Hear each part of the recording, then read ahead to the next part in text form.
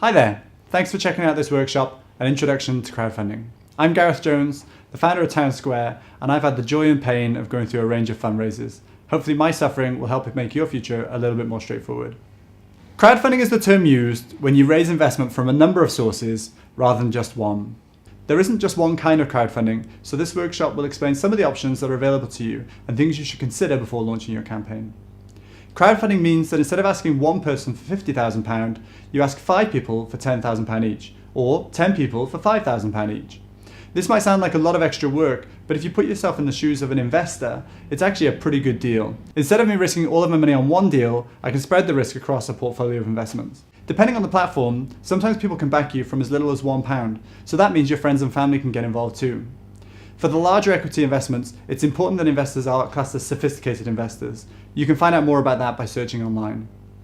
There are 4 types of funds you can raise, and 4 types of crowdfunding platforms: debt, donations, equity, and sales. Most of us are aware of debt. For crowdfunding, this means investors can back your business with a loan and take a higher interest rate than if it was sat in an ISA. The interest rate might be higher than a bank loan would be for you, but it's a good option.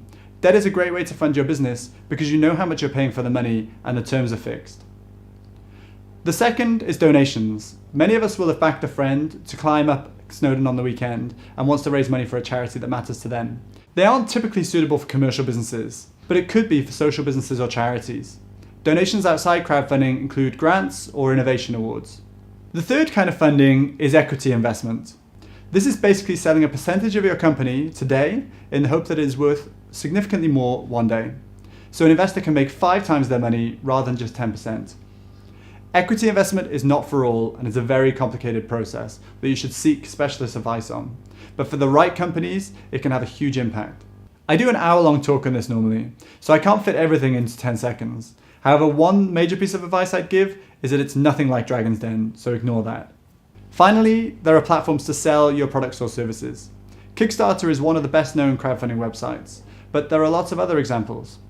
On these websites, you record a short video, share your story, and list items that people can back you on. They might be t-shirts or posters, or they could be early release versions of your product. There are 2 options on sales platforms: keep it all or all or nothing.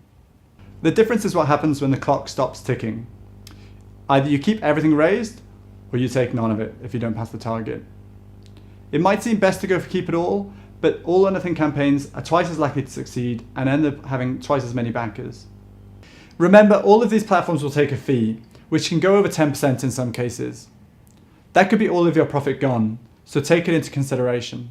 Before you launch your campaign, there are many things you need to get ready, such as your well-produced video, social media campaign, press coverage, company formation, project plan, data protection policies, before you've even started on your business plan.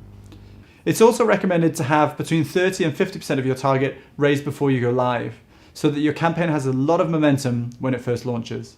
So, launching a crowdfunding campaign isn't straightforward, but if you're willing to put in the work, it can lead to great rewards. Like Jeff and Chloe had when they raised 150% of their target to launch the Big Moose Coffee Co. in Cardiff.